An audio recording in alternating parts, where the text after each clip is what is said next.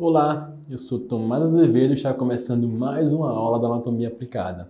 E o tema da aula de hoje é a anatomia do antebraço, onde nós estudaremos todos os componentes musculares, vasculares, do ponto de vista arterial, do ponto de vista venoso, além da inervação do antebraço. Mas antes eu faço um questionamento. Quais são os limites e os conteúdos da fossa cubital? Lembrando que a fossa cubital é essa região anterior aqui, ó, na articulação do cotovelo, nessa transição entre a parte final do braço, né, a parte distal do braço, e a parte inicial, o terço proximal do antebraço. Nós temos essa região triangular que é conhecida como fossa cubital. Quais são os seus limites? Então aqui, ó, delimitado, temos a fossa cubital. Superiormente, o limite superior da fossa cubital é uma linha imaginária interepicondilar, ou seja, uma linha imaginária entre os epicôndilos do húmero, ok?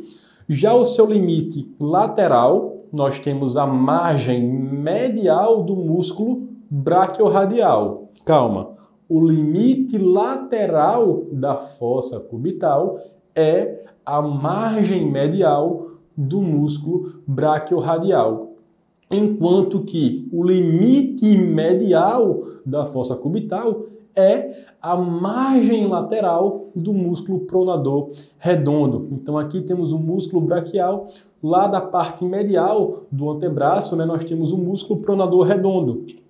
E aí as suas margens musculares vão gerar aí os limites infralaterais. Lembrando que superiormente o limite é uma linha imaginária interepicondilar. Em relação aos seus conteúdos, ou seja, as estruturas que passam por dentro ali, por essa região da fossa cubital, nós encontraremos, por exemplo, o nervo mediano, que está relacionado à inervação motora, né, dos músculos da região anterior do antebraço, o nervo radial, que está associado à inervação de toda a região posterior do membro superior. A artéria braquial, que é a principal artéria do braço, fica localizada entre o bíceps braquial e o músculo braquial. Quando ela chega na região da fossa cubital, ela se bifurca em artéria ulnar e artéria radial, ok? Além disso, a veia intermédia do cotovelo, que é aquela veia que comunica a veia cefálica com a veia basílica. Entre a cefálica e a basílica existe a veia intermédia do cotovelo, que é geralmente a veia onde se faz a punção, né, para a coleta de exames laboratoriais, por exemplo.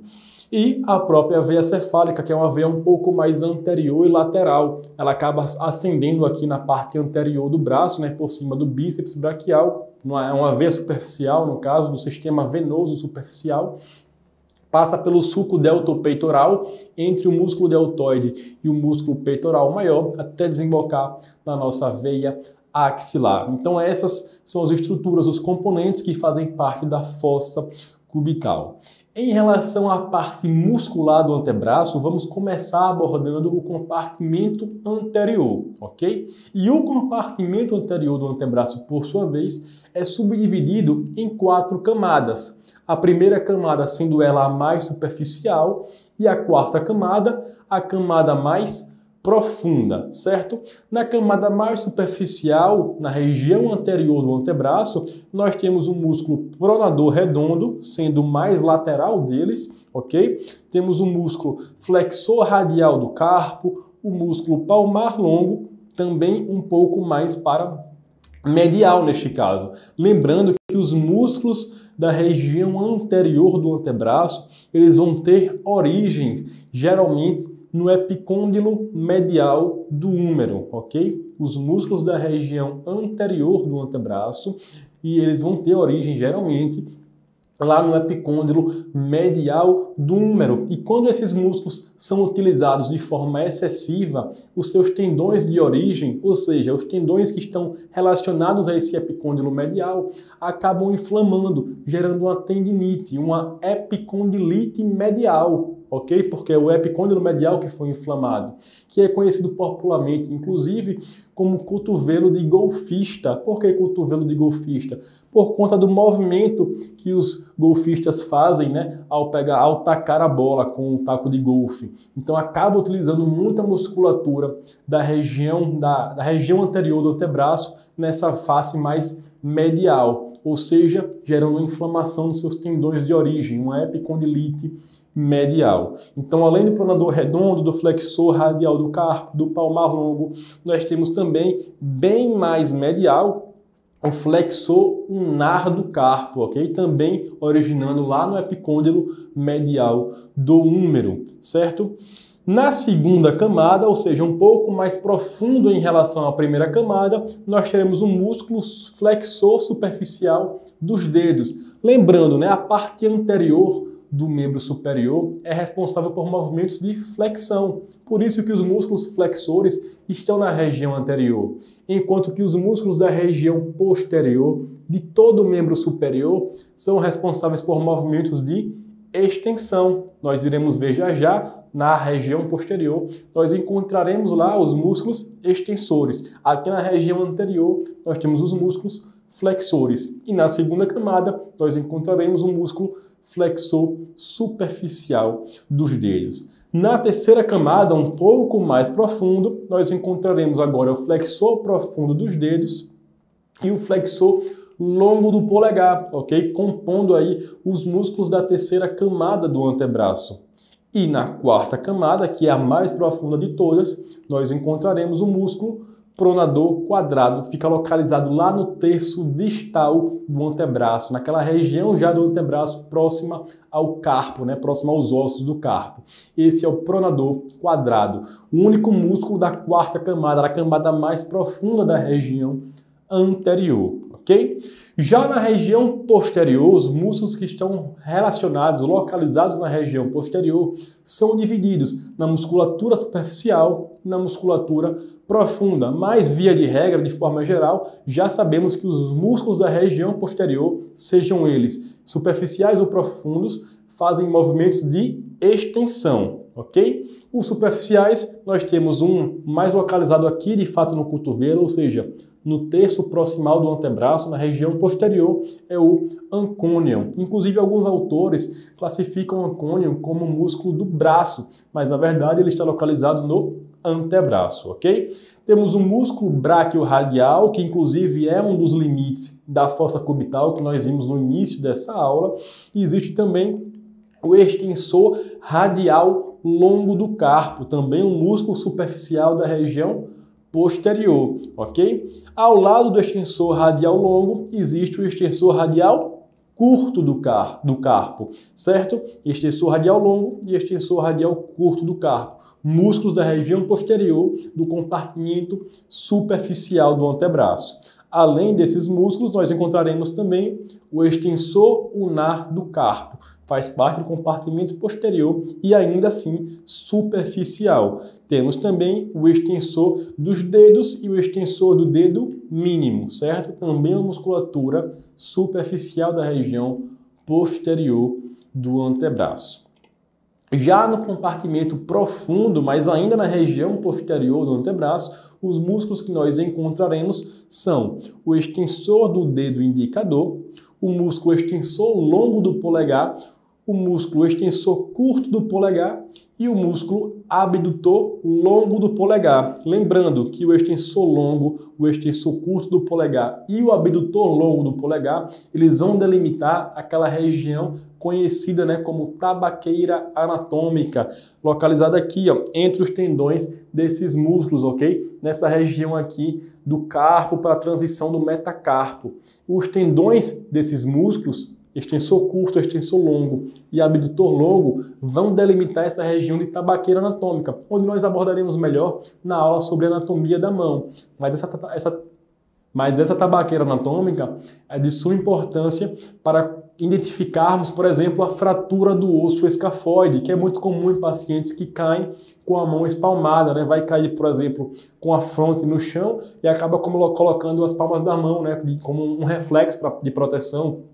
E essa queda, esse grande impacto gerado, acaba promovendo a fratura do osso escafoide. O paciente apresentará a dor justamente na palpação da tabaqueira anatômica, ok? Vale salientar ainda que o osso escafoide é o osso que mais demora a se consolidar no corpo humano. Isso porque ele é um osso muito pouco vascularizado, certo? Mas abordaremos com mais profundidade na aula sobre anatomia da mão.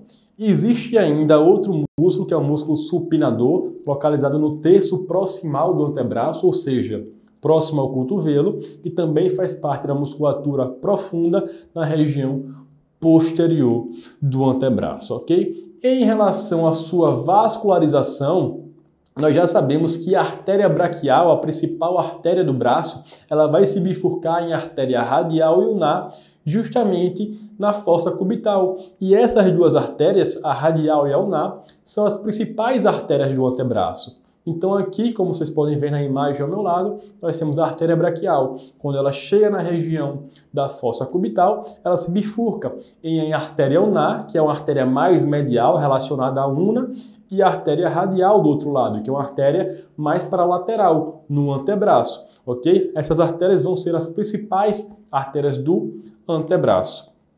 Como ramos da artéria ulnar, nós temos um ramo que é a artéria ulnar recorrente. Ela advém da artéria ulnar. Além disso, existe a artéria interóssea comum. Observe aquela segunda imagem quando eu coloquei a seta. Aquela é a artéria interóssea comum, que fica ali localizada, ó, na membrana interóssea, né? Entre a ulna e entre o rádio, ok? Então, a artéria interóssea comum é um ramo da artéria ulnar. Além disso, essa artéria ulnar, quando chegar aqui próxima à região do carpo, ela originará vários ramos carpais para os ossos do carpo como um todo, e essa artéria ulnar será a principal responsável pela formação do arco palmar superficial, certo? Então, da artéria ulnar, nós temos a ulnar recorrente, a interóssea comum, os ramos carpais e o arco palmar superficial, localizado aqui na palma da mão. Já os ramos da artéria radial, nós teremos a radial recorrente, né? Que eu acabei de colocar a seta aqui para vocês ao meu lado. Teremos também lá na região do carpo os ramos carpais e o arco palmar profundo, ok? Lembrando que o arco palmar superficial advém da artéria ulnar principalmente e o arco palmar profundo advém principalmente da artéria radial. Inclusive a artéria radial, quando chega nessa região aqui de transição entre o terço final do antebraço e o início do carpo, ela fica bem superficial, tanto é que é a localização onde se palpa, né, o pulso radial. É justamente na artéria radial. Inclusive é a localização anatômica também por onde se faz, por exemplo, um procedimento muito comum nas unidades de terapia intensiva, né, nas UTIs, que é a hemogasometria arterial, a famosa gasometria arterial, que é uma punção da artéria radial, justamente nessa parte aqui do terço distal do antebraço. Por quê? Porque é nessa região que ela fica mais superficial, então é de mais fácil punção, né? É mais fácil de puncionar. Ó, circulei aqui em amarelo para vocês poderem ver, é nessa região que ela fica mais superficial, a gente consegue sentir o pulso radial e é um sítio também de punção da gasometria arterial, para poder avaliar o padrão respiratório, o padrão metabólico daquele paciente, ok? E já em relação ao sistema de drenagem sanguínea, vale salientar que existem as veias superficiais e as veias profundas, que elas vão sair, né, vão partir dos arcos venosos da nossa mão, tá? Principalmente os dorsais, certo? Nas veias do sistema venoso superficial do antebraço, nós teremos uma que é mais lateral, que é a veia cefálica, e teremos uma que é a veia basílica, que é mais medial. Aqui na imagem ao lado eu acabei de marcar para vocês as veias profundas do sistema venoso profundo, que são as veias que acompanham tanto a artéria ulnar e as veias que acompanham a artéria radial. Como assim veias que acompanham? Lembra que o sistema venoso profundo, de forma geral no nosso corpo humano, é formado por veias satélites. São veias que ficam aderidas, que ficam ao lado das artérias para poder aproveitar a pulsação arterial e assim facilitar esse retorno venoso. Então, assim como existem as veias braquiais aqui no braço, ou seja, veias que ficam ao lado da artéria braquial, aproveitando a pulsação arterial para facilitar o retorno venoso do sistema venoso profundo, aqui no antebraço existem as veias acompanhantes ou veias satélites da artéria ulnar e as veias satélites da artéria radial, ou seja, veias que vão aproveitar a pulsação arterial para facilitar esse retorno venoso, esse retorno sanguíneo, certo? Então essas veias acompanhantes da artéria radial, da artéria ulnar, elas vão se unir e formar as veias braquiais, lá na região do braço, certo? Já no sistema venoso superficial, como nós estávamos falando, existe o arco venoso dorsal, que vai ser o principal responsável pela veia cefálica do antebraço, que é uma veia um pouco mais lateral aqui no antebraço, e também existe a veia basílica do antebraço, que é uma veia medial aqui do antebraço, ok? Sistema venoso superficial. Qual é a estrutura anatômica que delimita? O sistema venoso superficial, o sistema venoso profundo são as fáscias musculares, ok? Então, além da veia cefálica do antebraço e da veia basílica do antebraço, existe a veia intermédia do antebraço. Ela também vai estar localizada na parte superficial, né, do antebraço, e ela vai tender a drenar para a veia basílica. O que acontece é que a veia basílica do antebraço e a veia cefálica do antebraço, quando elas chegam próximo à região da fossa cubital, elas vão se comunicar através de uma veia, que é conhecida como veia intermédia do cotovelo, que é a famosa veia da punção venosa, né, para coleta de exames laboratoriais, né, coleta de sangue para fazer exames laboratoriais, ok? Então essas duas veias são comunicadas através da veia intermédia do antebraço. Vale salientar, né, que a veia basílica do antebraço vai se continuar como veia basílica, que essa veia basílica, por sua vez, bem na face medial do braço, ela vai perfurar aqui as fáscias musculares para poder drenar esse sangue para as veias braquiais, que são veias profundas, enquanto isso acontece aqui no terço distal do braço.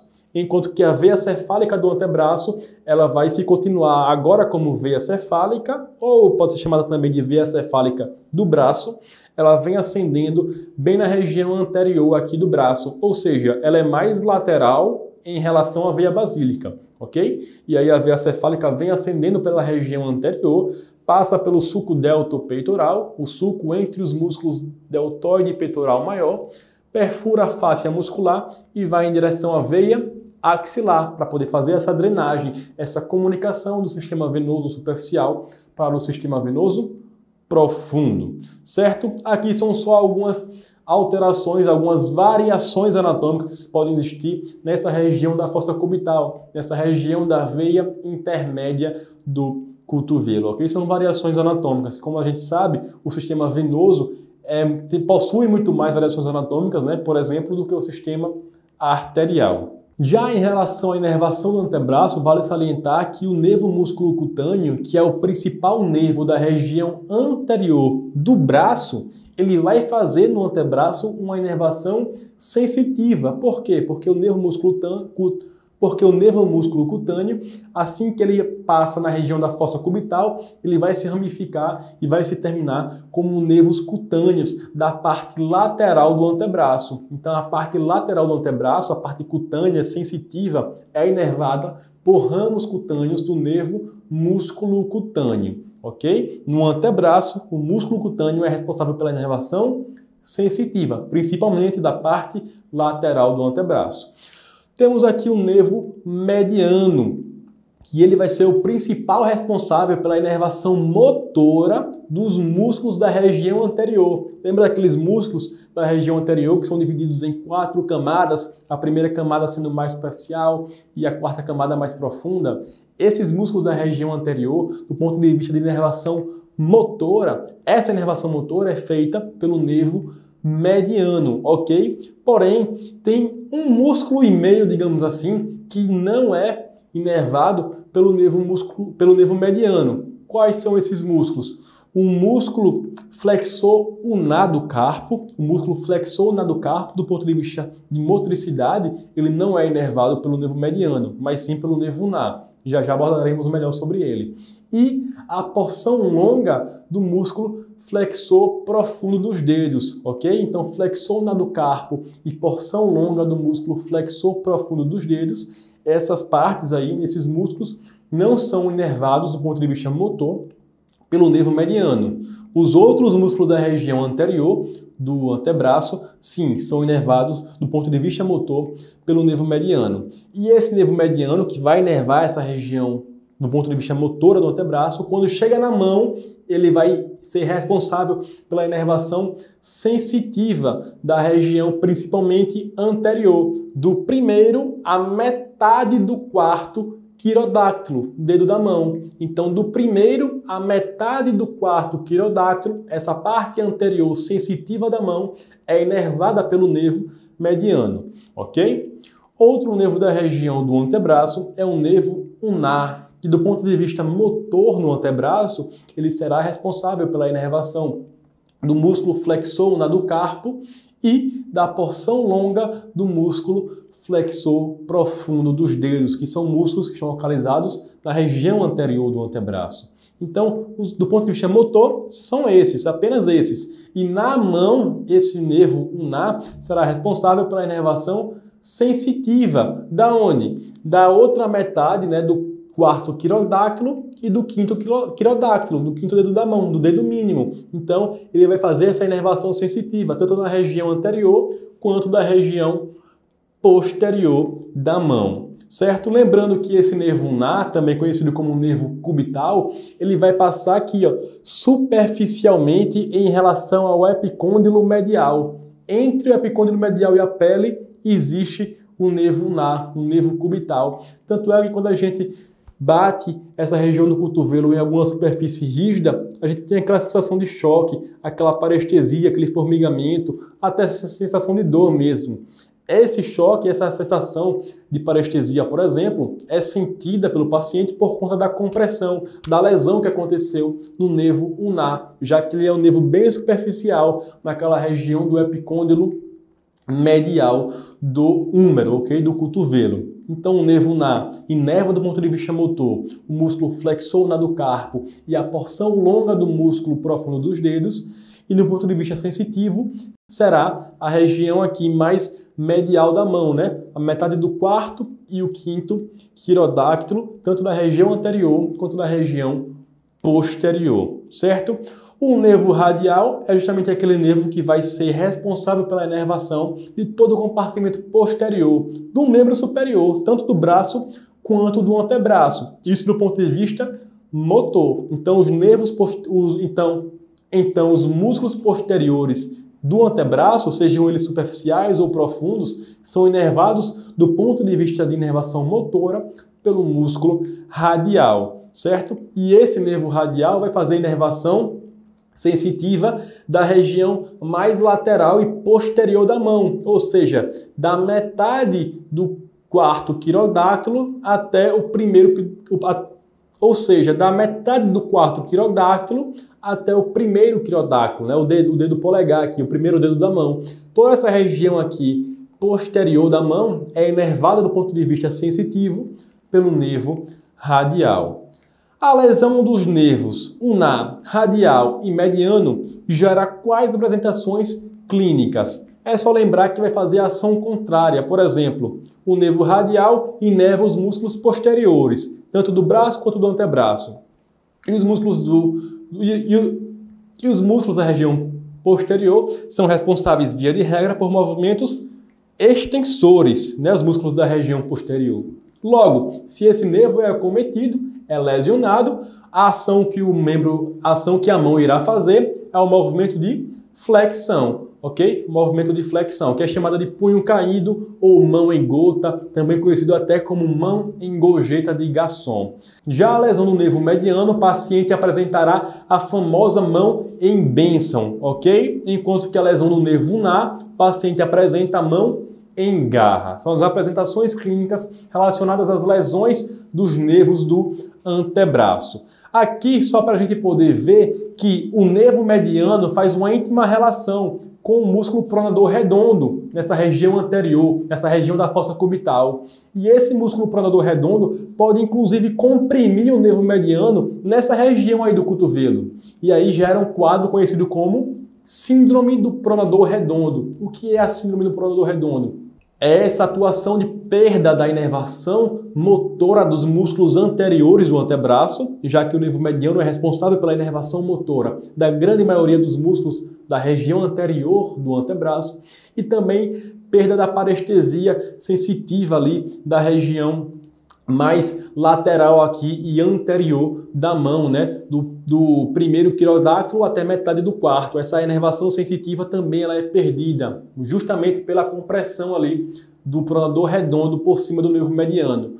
Porém, esse nervo mediano também pode ser comprimido através do ligamento transverso do carpo, aquele ligamento, aquele feixe ali que vai cobrir todos os tendões musculares e algumas estruturas, dentre elas o nervo mediano. Quando ele é comprimido nessa região aí do carpo, pelo ligamento transverso do carpo, ocorre a famosa síndrome do túnel do carpo. Por que túnel do carpo? Porque esse ligamento transverso ele acaba formando um túnel por onde passam aí esses tendões, esses nervos, essas artérias do antebraço e da mão. Então, uma das estruturas comprimidas vai ser o nervo mediano, e aí a paciente perde a força, né? Perde a sensibilidade também da região mais anterior e lateral da mão, ok? Então, essa foi a nossa aula sobre a anatomia do antebraço. Espero que tenham gostado, aprendido e até o próximo encontro.